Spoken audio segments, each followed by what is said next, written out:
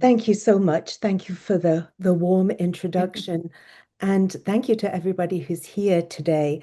I must say that the Association for the Study of Death in Society has been such a source of collegiality and inspiration over the years. And so to have a chance to have this conversation with other colleagues interested in death and in life is really valuable to me. Now, when I prepared for this, even this morning, I was going to give a more formal talk. I was just going to talk for 45 minutes and then take questions. But as we're such a small group, I thought I would do something rather different, off the cuff. And what I thought I would do was that I would read some of the sections of my book. I have my book here. Some of those ethnographic moments that mattered, moments when something happened during my fieldwork in Singapore that seemed to bear the weight of so much significance. These moments when the state becomes visible in everyday death. And then I would talk about them. And then I would also leave time after each ethnographic vignette for questions, for conversation. And I hope that you will, as we're only so few in the room, join me in this conversation. And I hope you don't mind that there's a slight change of plan, but the theme is the same. The theme is everyday necropolitics. And to explain what I mean briefly by everyday necropolitics, by the necropolitics of the ordinary, really what I'm talking about is the way that the state gets into matters of death and dying in ways that we do not expect.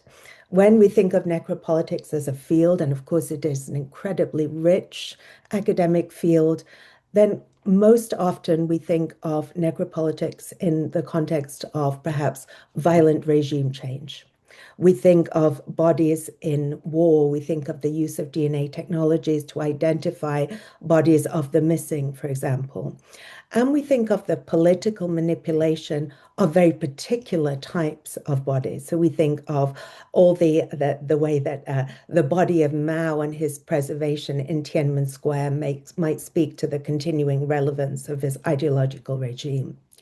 But what I realized in Singapore was that this was a different kind of necropolitics, that in Singapore, everyday death, the deaths died by ordinary people, were a source, were charged with political action.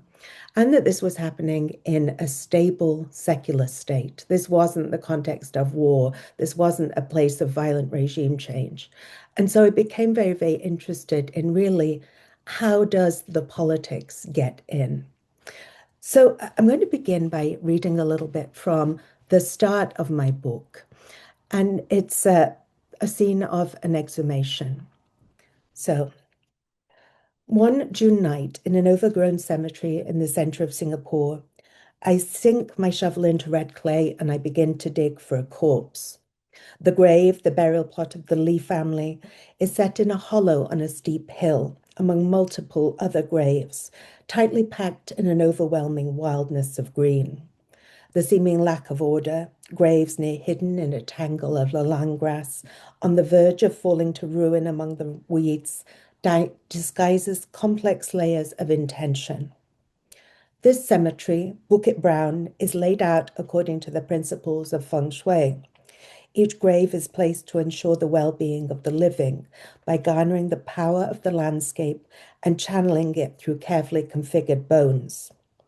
This burial plot, particularly to a geomancer's eye, is ideally situated. To the left, the land banks steeply, an auspicious shape that geomancers label the azure dragon.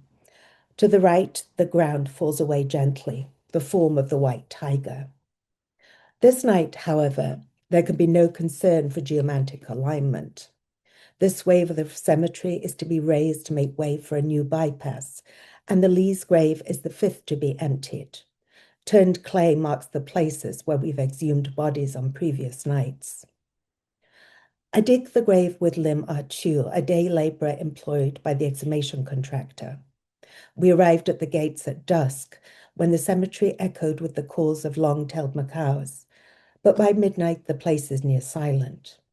The only sound is the dull thud of our shovels against the dirt and the distant hum of traffic on Lorney Road. After 4 hours of digging, our cow uncovers the sodden dome of the coffin lid and pierces it with the point of his spade. The wood crumbles, too saturated with monsoon water to splinter.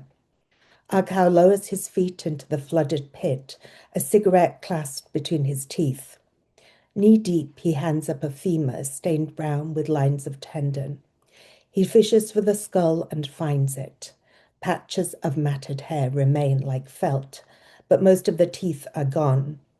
Above the grave, meanwhile, Alice Lee and her 3 brothers, whose parents are buried there, watch and wait.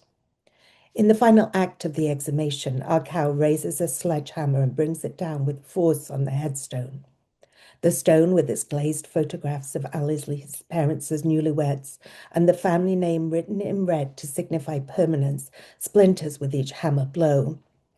Alice scrambles to retrieve a broken fragment from the ground. It is her mother's photograph, the image of a shy 19-year-old just arrived from mainland China. "Look at her," says Alice, turning the shard in her hand. "The hairstyle of a Shanghai film star, but the face of a child." Our cow drops his hammer, grabs Alice's wrist, and pries open her fingers, roughly turning her arm to shake the fragment to the ground. "Throw it down," he says. The piece slips from her hand, and our cow crushes it into the clay with his heel. Alice closes her eyes and falls to her knees. She presses her face and hands into the dirt of her parents' burial plot. Dawn comes quietly. As the sun rises, we pile the soil back into the grave, studding the turned earth with the petals of yellow chrysanthemums. Alice leaves the cemetery, cradling her parents' remains in a plastic bag. "Perhaps," she says, "I've destroyed my own luck by destroying this grave, but I had no other choice." At the storm drain, our cow squats on his heels to wash the clay from his shovel, whistling. With 12 years on the job, he tells me, he has accepted the certainty that he is cursed. A little way into the cemetery, a small group begins to gather, waiting for a tour of Singapore's vanishing heritage. Since the announcement of the plan to build a road through Bukit Brown, the cemetery has become a minor tourist attraction. A mother applies sunscreen to a child's neck, and a young woman sprays her legs with mosquito deterrent. A small boy runs past us down to the grave. One by one, he kicks over the red candles that we set out at the edge of the path to guide the souls of the disturbed dead. When I think about this scene, and this is one of many exhumations that I attended, to me, there is so much in it which I had to think through. One of the things that I really want to bring out is the contrast here. On the one hand, you have Alice Lee, who feels, yes, that she is destroying her very future by destroying her parents' grave.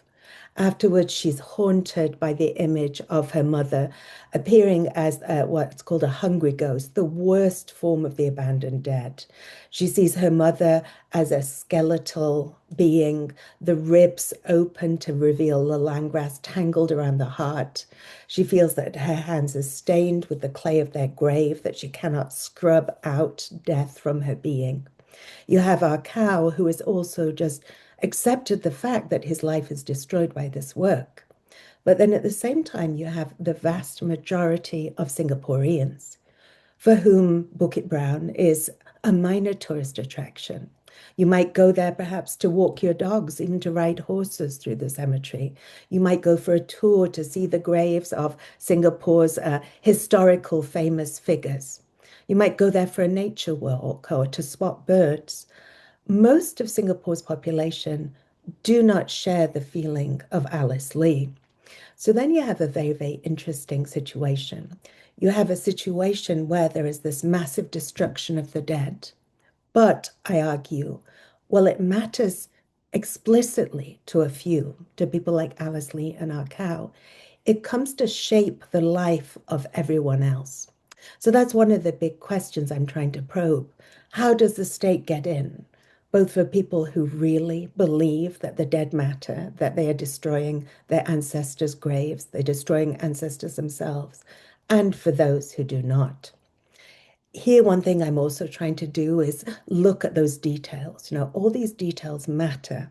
The details of the yellow chrysanthemums, the details of the fact that our cow has this particular attitude. You know, when he's paid in a red envelope, something I've written in other places, he rips it up and throws it in the grave. You know, there's a lot of symbolism in this moment. So I'm trying to unpack that too. And then there's something else. As I mentioned, you know, this is a book about the state centrally. To what extent can the state change what we believe about death and the afterlife? To what extent can a state take away our ancestors? And on the one hand, this is a moment in the book where the state acts. You see the explicit power of the state here. The state sends a letter that says, this cemetery is going to be destroyed. If you want to make your own arrangements, then go and dig up your dead. But my argument, and we'll come to this in the next example, is that most state power is not like this. That just as important as and what happens in the cemetery, the site of exhumation, is what happens in the funeral home, the everyday world of death, where the state is not acting explicitly. The state doesn't make laws about what kind of funeral you can have. The rules that do exist focus mainly on public health, on how to get rid of bloodied gowns from embalming corpses, that kind of thing. It doesn't say what a ritual should be like. It doesn't say how people should cry. But my argument is that the state is there too. And that's what I'm trying to bring out. One last thing. I'm building in this book along on a body of wonderful scholarship. So yes, the Necropolitics scholarship, the work, for instance, of my colleague Sarah Wagner, who's written about the recovery of remains after the massacre at Srebrenica, the work of people like Robins, who've written on the bodies of the missing in Latin America and South America. So I'm building on that work, I'm building on that scholarship. But I'm also building on some perhaps less known scholarship on Singapore, this bizarre, wonderful little place, this social science experiment as a nation. And there is extensive and persuasive scholarship that says in Singapore, the shift away from clan-based, ethnic-based cemeteries, cemeteries where people were buried according to their family, clan, ethnic group, to connect them back to the places they came in mainland China. That the shift from these clan-based cemeteries to national cemeteries, cemeteries where all Singaporeans are buried together, is a shift from the parochial to the national, that it's about shaping national identity in the way that people dispose of their dead. That is persuasive, yes, but it only goes so far because Bukit Brown was never a clan-based cemetery. Bukit Brown was never a cemetery that was about people's identities as people from China who are now in the diaspora. Something else was going on there. Bukit Brown is not that kind of place. So the work of the state is again more complicated. Would anybody like to share any thoughts, or shall I move on?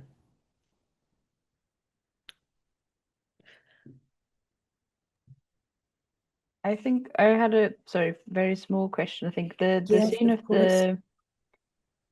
the picture, so when they picked up the photograph, I guess, and Mhm. but is that a thing where they were sort of told to drop it because you're not allowed to take anything else away, or was that just a bit more random? I guess. No, this is a really good question.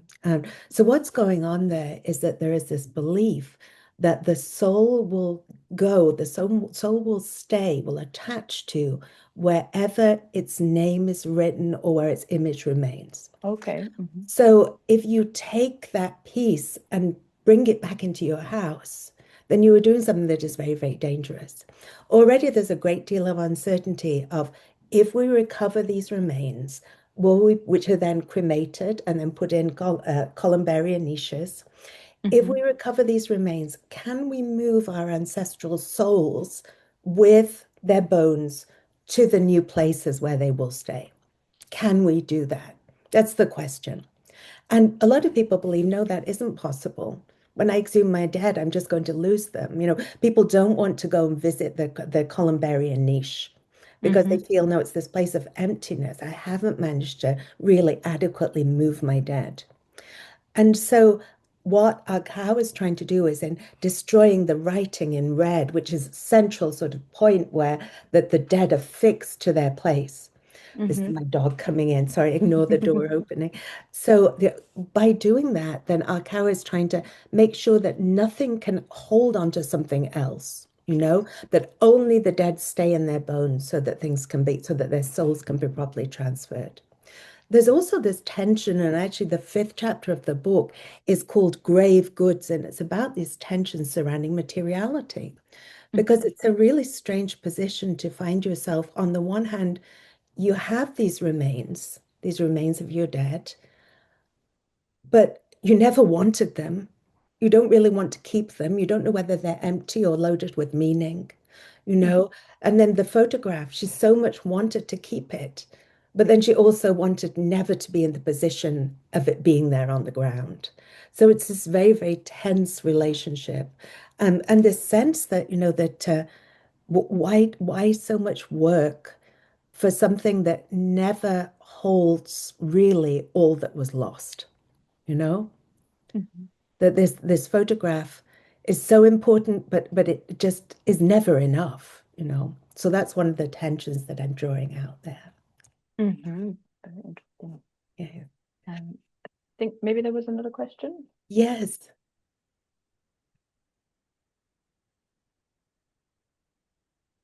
Um, Let's see. Let's see. Can't quite hear you yet. You not hear me? Okay, do you hear me Yes, now? perfect. Thank you. Okay. All right. Hi. Sorry. Um, so my question, I have several questions. First of all, I'm gonna have to leave at uh, uh, in 35 minutes because I have another meeting to go to. Yes, no. But I have a few questions. One is about you were talking as if you were participating in Yes, the exhumation. So yes, I kind of like to hear a little bit more about the yes, context of that and how was that part of your research? And the yes, other thing is uh the red so the person yes, doing exhumation, do yes, they accept money or do they yes, not, and why did, like when you say they ripped up the envelope, yes, and so was it the empty and what does that yes, mean? yes, I have another question, but I think it will just get in the yes, way of you reading more of your book, so I'll just yeah, stop here. yeah. So to talk about the context and, how did I do this research?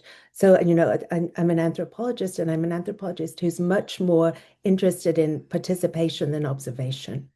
So one of one of the ways that I worked was by, particularly in the first period of my field, was by embalming the dead. So using those skills to work, behind the scenes, to be there every day for both the moments of, embalm the dead, but also the many days of just waiting around watching Cantonese language soap opera on television, this sort of the everyday work of death. And so, yes, with the graves, and yes, I did dig. Yeah, I did dig. And so that's something that's always been at the center of my work, always been at the center. One of the things that means, I think, is a weakness in my work is that sometimes, I only have small parts of dialogue because I'm not somebody who is there recording interviews because I don't feel, that I feel that would be inappropriate in a context where we're discussing how to, what's happening at this exhumation, or how are you planning to have this funeral, or what's the response to the death of your wife. So that means that the parts in my book, which are straight dialogue, are shorter, that I would note them down, as I was there. But that balanced with the fact that I was there doing the work, doing the work. To talk about the red envelope, so this is something that I explored in an early article. It came out in 2013 in Journal of Material Culture. And to just briefly talk about that, there is this idea, that and this is partly true, that so the people that I work with in Singapore are ethnically Chinese. I don't talk about the Singaporeans who are Malay, Muslims, Singaporeans, Indian Singaporeans, because the world of death, like in many places, is highly ethnically segregated. So in Chinese society, we know that red is this color of celebration. Red is the color of a bride's dress. Red is the color of a red envelope given to a child to celebrate the Lunar New Year. And white is the color of death. And you do see that, but it is more complicated. So at a funeral, family members and neighbors will bring money in a white envelope that they will give to the family in order to fund the expense of the funeral. And there'll be a table set up for the white envelopes with a book where it's written down, Lee family gave 200 Singaporean dollars. So you see white like that. But then you see these moments of red, which are interesting. One place that you see red is when families wear mourning clothing, so it might just be a patch of fabric on the sleeve. They'll wear a patch of sackcloth, which suggests, the people who are closest to the death, and on it will be a smaller patch of red. And that is the patch that is worn by somebody who is part of the family but has married out. So the father died, his son wears sackcloth, his married daughter wears sackcloth with red. And there, the red is a protective element. So what's happening there is that the daughter is saying, yes, you're still my father. So I show that through my sackcloth patch. But on the other hand, my real loyalty to take on pollution is not to you because I'm married out. So the red protects me.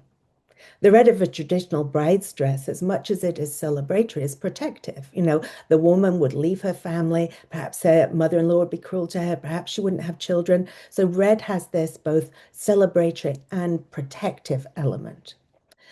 When a family is paying for things, the exhumation contractor tries very, very hard to distance himself. Pay with your card. There's nothing that has symbolic meaning going on here. But the person who does the real dirty work, when he's given money in a red envelope, it is almost, I describe it in that article as a necessary mistake. It's a lie. The family is saying, I give you red envelope because there's nothing bad going on here. Really, what they can't say is, you have taken on the dirtiest of dirty work for us. That's what is really happening. And so when he opens the money, it's very overt, He opens the envelope, he fans it. Perhaps he spits, he's still smoking, these displays of disrespect.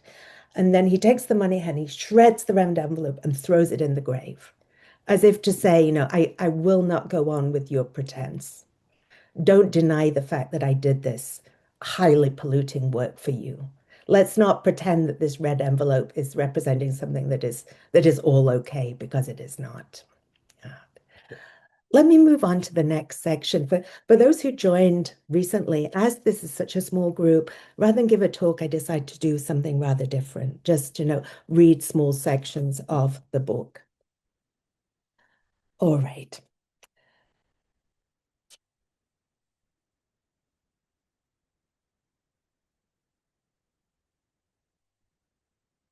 So the next section that I'm going to read is a section that is about these red envelopes and this cloth.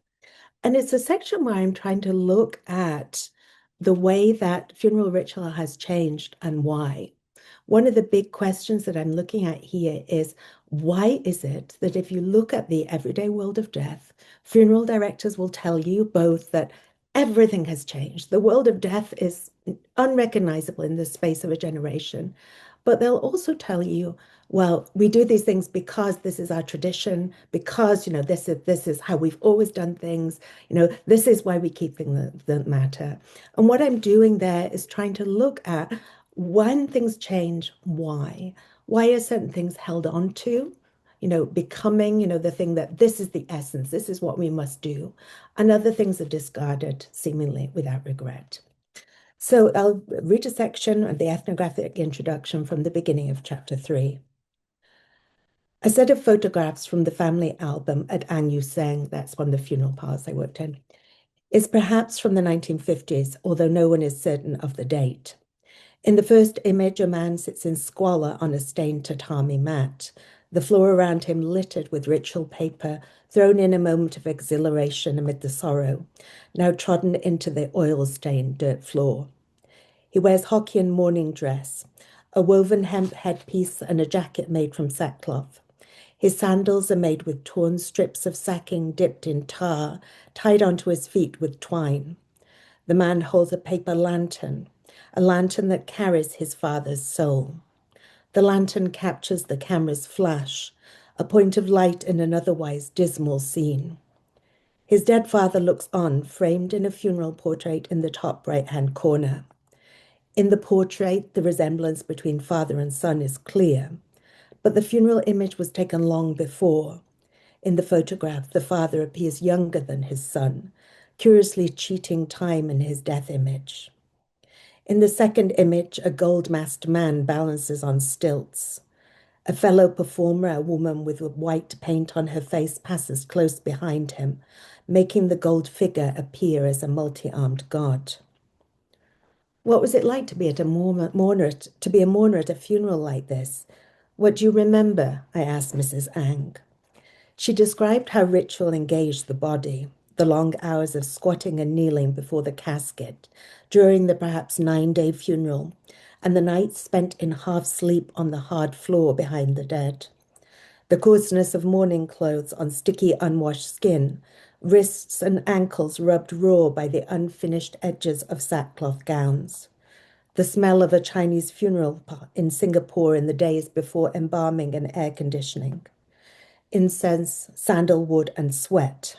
And then, when one approaches the coffin, the cloying odor of death, feces and older overripe papaya, and the dominant emotions, exhaustion, and above all, fear. The colors of mourning clothes betrayed the closeness of kinship with the dead. Relatives wore gowns crafted from sackcloth, grey flax, and unbleached linen, with sackcloth reserved for the nearest kin, while great-grandsons wore green and great-great-grandsons yellow in order to celebrate a life long-lived. Each distant mourner, daughters who had married their husbands and children, wore a headband pinned with a patch of red, the red a prophylactic, showing their social distance from grief. The purpose was not only the visible ordering of relatedness, kinship laid out in color, but the suffering itself. In the stockroom, Cello was a Filipino woman who worked at the funeral parlor. Cello pulls open 3 drawers full of plastic-wrapped white t-shirts in small, medium, and large, as well as packaged socks in children's, women's, and men's sizes. Now, neat white t-shirts replace mourning gowns, and relatives walk behind the hearse, not in sandals of hemp, but in white sports socks. A patch of fabric, 2x2, is pinned to each relative's sleeve. To the right of the deceased is a woman, to the left for a man. The children of the deceased who step forward as an additional son wear a sackcloth patch. For married daughters and their husbands and children, a smaller red square is pinned to the center of the patch. These are Mrs. Ang's designations at least. She searches through a cardboard box in which the patches are kept, looking for a key written in her dead husband's hand on a piece of paper worn thin by folding, which provides instructions on variation by dialect group. The older gowns were too hot, too itchy, and just unhygienic, Cello says, and no one smells good after a couple of nights sweating beside the casket.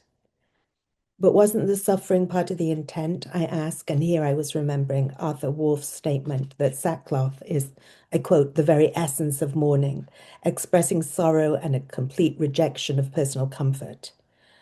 Could a patch of fabric replace a whole body wrapped in the evidence of a person's loss? Cello was horrified. These people are grieving, Ruth. Haven't they suffered enough?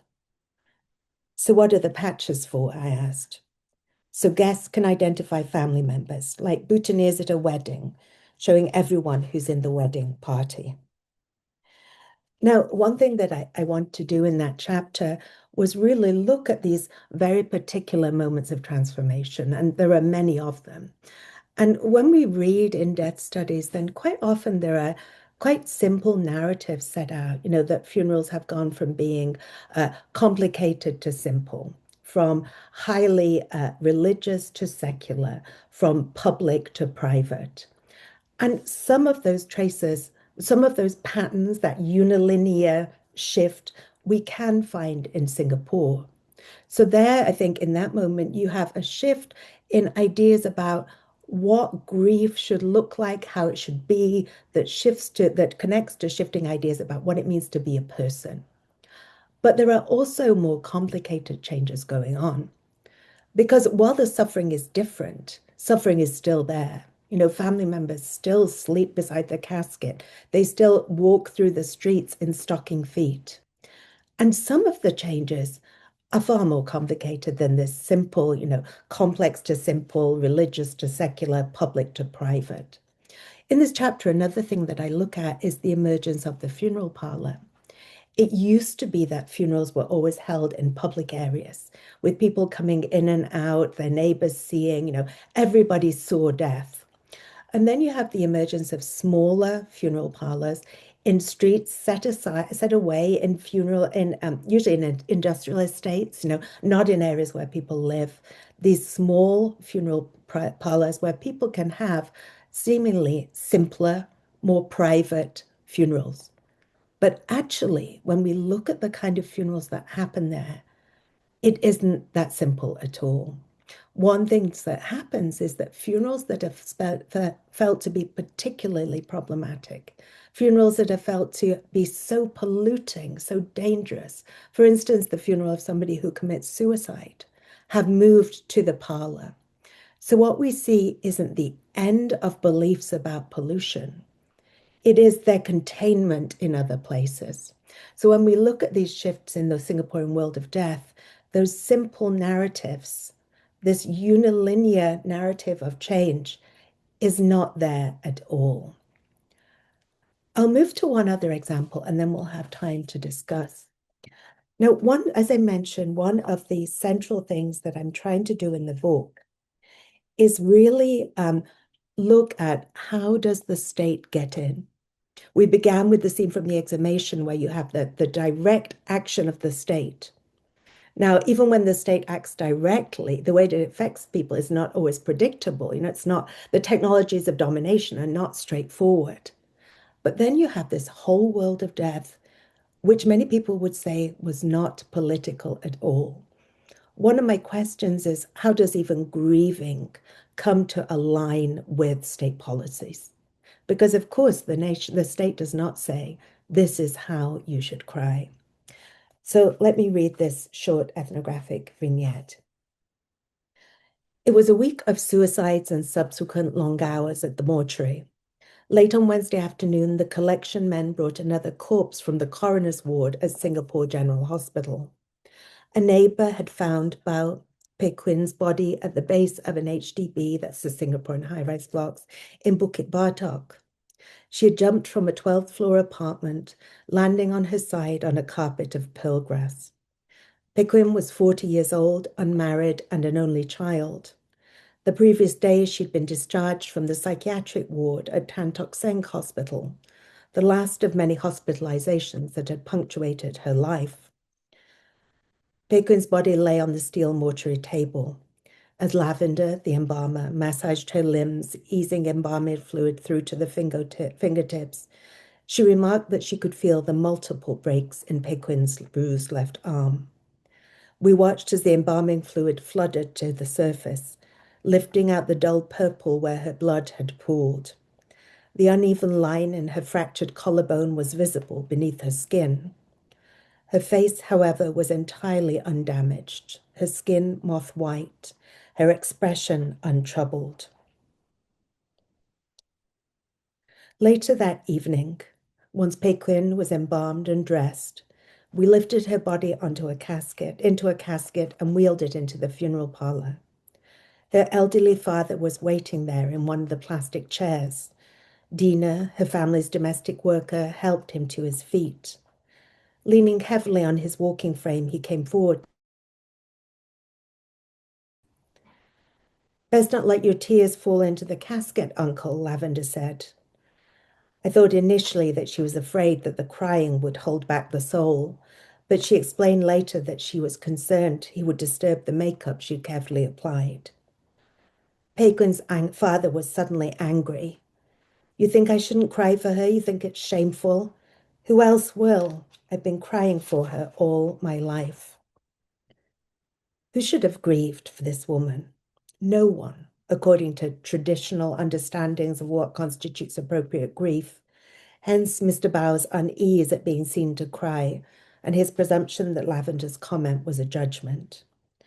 A parent must not grieve for a child, as to die before one's parents is considered unfilial. For Pequin to choose death by suicide, to purposely damage the body that her parents had given and fed, would be viewed as an unforgivably undaughterly act. And the fact that Pequin was an only child and unmarried made the situation only more complicated. Had Pequin had a younger brother, perhaps he would have been the one to cry for her. Perhaps he could have sat by her coffin during the night she spent in the funeral parlor. Perhaps he would have held the prayer flag that secured her soul on his knees in front of the altar before her casket. However, it still would not have been obvious that he was the person who would grieve. A younger son is of higher status than an elder daughter, particularly if that brother is married. He may, however, choose to lower himself to mourn if an older sister was much loved. Most appropriate of all would have been a brother's son, but there were neither brothers nor nephews. While she said nothing to him, Lavender remarked afterwards that she felt only sympathy for Mr. Bauer's pathetic crying. She had no time for the notion that social status should determine the suitability of tears, and she didn't subscribe to the idea of good or bad death, nor did she see suicide as a source of shame. When parents said, as they often did, that perhaps they shouldn't attend the funerals of their children, Lavender was the first to tell them that, while that was of course their choice, it would be perfectly appropriate for them to go. She stayed late at the funeral parlor that night, so Mr. Bauer could weep as much as he needed over the body of his only child. Turn to this. I'll just read the last part. 2 weeks after Pequin's suicide, I met with her father again in their small 3-room HDB apartment to discuss her life and death. Pequin's illness had its benefits, he said. While she was unpredictable, at times childlike, she became the daughter he would never have to lose. Not to marriage, not to education, nor to employment. They muddled on, set in their particular ways, the 3 of them, Mr. Bao, Pequin, and Dina, their quiet Indonesian domestic worker. In the narrow kitchen, Dina crushed candle nuts in a worn mortar. The nights were the most difficult part now, she said. When Pequin had been ill, her shouts, spiked with profanity, punctuated Dina's dreams. Dina would sleep on the floor outside Pequin's room on the woven straw mat on which she also prayed. She slept there to block the door, to keep Pequin from wandering in her madness. Now the apartment was quiet at night, but neither Dina nor Mr. Bao slept soundly. Dina still dreamed, she told me, not only of Pequin's face and of her cries piercing the night, but also of her family in a village in southern Sulawesi, of roosters scratching at dust, of steaming bowls of chicken soup at her mother's table. Now her dreams were threaded through with Mr. Bao's muffled weeping. Will you write about her? Mr. Bao asked as I left them that afternoon. Be sure to say she was a good girl. This was one of many funerals where what you see is, yes, a shift in perspectives about what appropriate grief was. Lavender, the young mortician, shared none of the ideas that Mr. Bao tried to accommodate. Mr. Bao worried that he would be judged. Lavender saw no need for him to be judged for crying. So you do have this perhaps generational shift in ideas. But you also have to ask, where do Mr. Bao's ideas of the ideal family come from? Now, we could just gloss that as these being, traditional Chinese ideas. Apart from that, actually, the fact that in Singapore does not exist as an option. So the Singaporean state has, from independence onwards, tried to shape in multiple ways what Singaporean Chineseness looks like. And it did this not really by going back to what people's lives were like in mainland China back, in the 1830s onwards, the places that people originally came from, but by having a really clear and to some extent damaging idea of what Singaporean Chineseness was. And that involves constraints on multiple things. It involves constraints on the languages that people could speak. So that they should speak, ideally, standard Chinese and English. Mandarin is what standard Chinese is called in Singapore. So, speak English or speak Mandarin if you are Chinese. Don't speak those other dialects that connected you back to the mainland. And the Singaporean state has also put forward very, very strong ideas of what is the ideal family form? What should education be like? What should love look like? So there are all these policies that shape the ways that Singaporeans live, the languages they speak, the way they think about their families, their marriages, which touch every area of the life well lived, but then appear again in the world of death. And that is one of the central ways that I argue that the state gets in. Can I take any questions on that? I know we're coming to the end of our hour. Any thoughts, any comments? And if not, I can just read a little part, the final scene of the place where we began, which was the scene of the exhumation and what happened to Alice Lee and her family. Let me read that. This will be a good way then to draw things to a close. Oh, please, we have a question. Hi. Hello, Ruth. It's really wonderful to hear you talking about your book. Um, I was wondering if you could speak a little bit more on Yes. This idea of this kind of vital threat of Yes. the destruction of the dead and the hungry ghost. Because you Yes. mentioned that in your first sort of ethnographic vignette, you mentioned that it doesn't matter to most people, but yet it shapes their Yes. lives. And I Yes. was wondering if you see this as kind of a pragmatism of life in, a tiny sort of city Yes. state like Singapore, Yes. where maybe the subconscious awareness of Mhm. hungry ghosts, the feeling that maybe one shouldn't spend too much time near rural banana trees, gets kind of suppressed because that pragmatic need that, of course, the living comes before the dead. And of course, we can't be thinking about those things. I was wondering if you could talk a bit more about how that is negotiated for Yes. Koreans. Yeah, this is a really good question. So, one thing that I would say is that, you are completely right, that Singaporeans are above all else pragmatic. The vast, vast majority of people that I spoke to would say, we are a very small island, we are very short of land.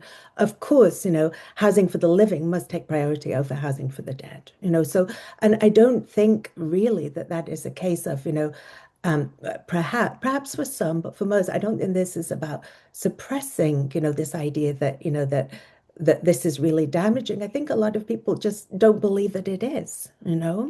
But what I would say is that one thing that is made clear in the act of exhumation is the fact that the state can take anything. That it is the sense that there is nothing that the state cannot take. And people have known this all along. You buy an HDB apartment, and Singapore has the highest rate of home ownership in the world. So you buy an HDB apartment, and then you get the letter that this apartment block is being destroyed and you are moving.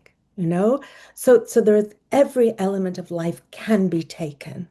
And the fact that this thing that was once sacred, the space of the dead, can also be taken is part of this pattern. And then there is also the fact that, one thing that the way I described it in the book is these strictures of the ideal, which is this idea that there are these ideas of what it means to be an ideal Singaporean person. You believe this, you marry in this way, you speak this language, you behave in this way. Those things are impossible for everybody. So everybody is living in this state of impossibility. And becomes even more pronounced in the moment of the funeral. Because a lot of funeral ritual is about this moment where ritual, grief, and belief are not fitting together. in a society where behavior and belief and possibility do not fit together. So those are the patterns that I see again and again. Yeah. I know that there was a comment in the chat about, because I know that you have to go. Yeah. And I would also say that I'm really happy to share my email. And so please do email me if you. I'd love to continue the conversation. It'd be really wonderful. Yeah. Sally has a question. Hello, dear Sally. Hi there. I just thought that I would jump in and ask, what are the Singaporean feelings about cremation versus burial? And I'm conscious that, for instance, here in the UK, there is a sense that cremation is about being modern and efficient, Yeah. and perhaps there's a pleasure in dealing with the mess of pleasure is the wrong word, but a Right. satisfaction of dealing with the mess of death quickly.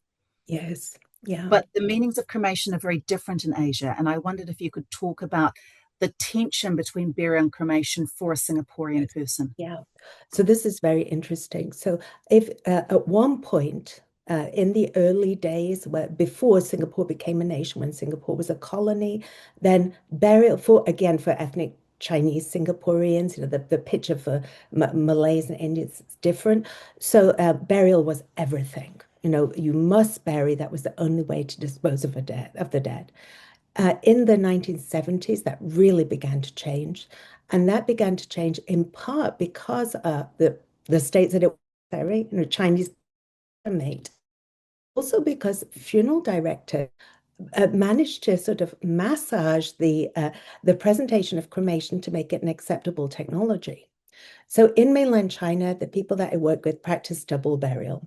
They buried once, they left for 10 years, then they recovered the remains and buried those in a way that really mattered. It was the burial of clean bones that really mattered. It was a way of stripping polluting flesh, which was female substance, from male substance, which was bones. So in a patriarchal society, it carried a lot of meaning. Funeral directors in the 1970s, when they were told you must tell people to cremate, told people this is the tradition you always had. This is double burial, but on a 21st century timeline. And even now, to this day, when you cremate in Singapore, then the next day you go back and you, with chopsticks, pick out the fragment of bones to put in an urn that is lined with red in a way that is presented as the same ritual as you practiced as the second stage of double burial. So cremation now has become actually, and this is interesting, cremation of the embalmed body. So Singaporeans of Indian descent cremate, but just straight away. And then quite a lot of those are now scattering their ashes, so that tends to be the Singaporean Indian practice. Chinese families tend to embalm the body so it can be viewed, and then they cremate. And that has become actually a defining factor of Singaporean Chineseness. Yeah. So it isn't really, there isn't that much discourse about it being more hygienic, interestingly. That isn't the discourse, or being modern, because it has been, since the 1970s, it has been the thing that we did. And it made sense within these traditional frameworks, knowing that traditional is always a loaded term. Yeah. Shall I read you the last little bit and then we can bring it to a close? And please do, anybody who'd like to come and talk to me, or we continue these conversations via email or via Zoom, I so much value the chance to speak with colleagues. At the Choa Chu Kang Columbarium, 2 days after the exhumation, the Lee family waited to collect the remains of their parents. Overnight, the stained fragments of bone had been cremated, transforming them into pale dust. The officials had misplaced the certificate confirming that the grave had been properly filled, so we waited outside on a concrete bench to avoid the overly air-conditioned office of the collection room. We looked out at the cemetery and watched a bulldozer clear a grave. Finally, we were handed 2 plastic bags with boxes with snap-on lids, mother and father. The Lees had hired a Taoist priest to conduct the service that day. He arrived late, pulling a creased yellow robe from a sports bag, his polyester shirt open to his waist. Afterwards, Alice remarked that we were foolish to trust the prayers of a man who could not button his own shirt. From the office, we followed the priest outside to the bone-picking area, a pathetic little parade with the eldest of the Lee brothers awkwardly holding a soul lantern over the plastic boxes.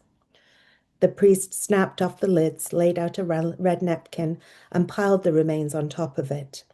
He raked his fingers through the dust until he found a curved piece of skull.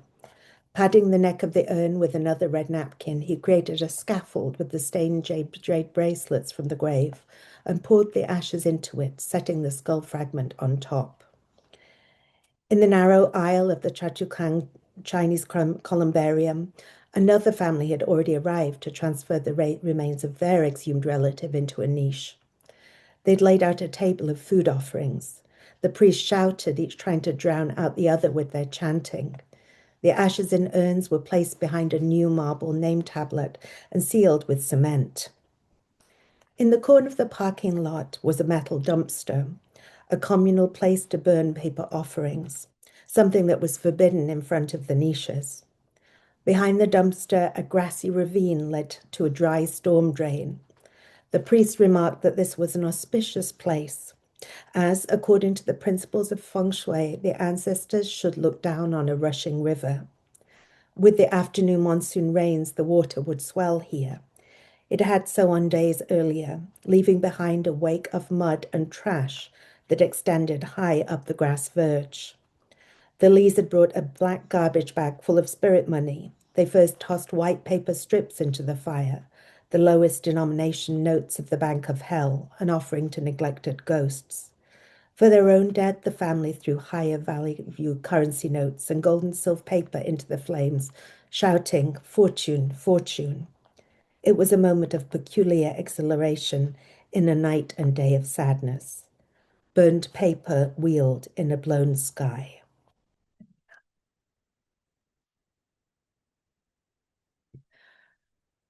Thank you, everybody. I think we'll come to the end of our time, but I'm happy to take a couple more questions. I know some people have to leave, and then we'll call it together. And I'll put my email in the chat. Let me put it now. And I was going to suggest that, brilliant.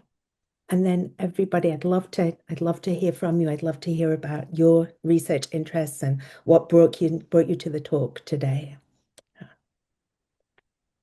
Yeah, thank you. I was just going to say, I think, because in the first vignette, I think you mentioned the sort of complex layers of intention, which I thought was a very nice phrase of that. And here again, I think that highlighting of, obviously this is a thing in many cultures, but the very specific selection of burial sites, I think, and an orientation or view, as it were, or you know, layers and levels, etc.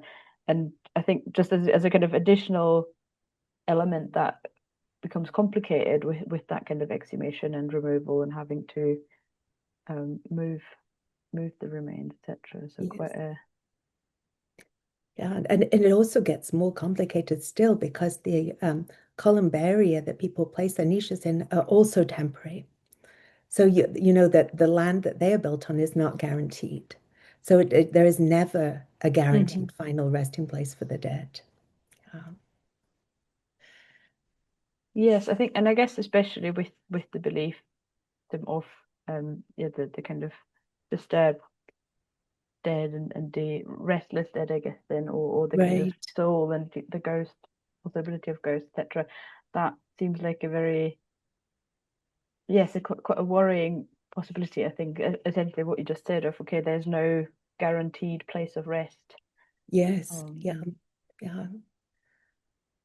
It's interesting. One thing that we didn't discuss is the way, you know, that that there is, you know, this strong discourse of, you know, no, we don't believe in that anymore. No, I'm not worried about that. But then in people's everyday lives, then you see, you know, them people still keeping things. So one of the main people that I describe in one chapter is a young female embalmer. And she says, you know, on the one hand, she took up this work because, you know, it would really irritate her parents. You know, she said it's a way of like being a doctor, but that would have made my parents too happy. So I'm going to do this instead. And she said, overtly, no, I don't believe in any of these things. I don't believe in ancestors. But then she would also say to me, can you imagine if I was pregnant in the mortuary? Can you imagine that? To her, it was this horrifying idea. And I said, what would you do? And she said, I would tie a red ribbon around my bump. Not that I believe in that, which I think is interesting too. Yeah. Well, thank you everybody for coming. I'm really touched that people came this evening, and I hope you don't mind me doing something more informal. It just would have felt odd for me to just, lecture for 50 minutes when, we're a small group in the room. So thank you, everybody.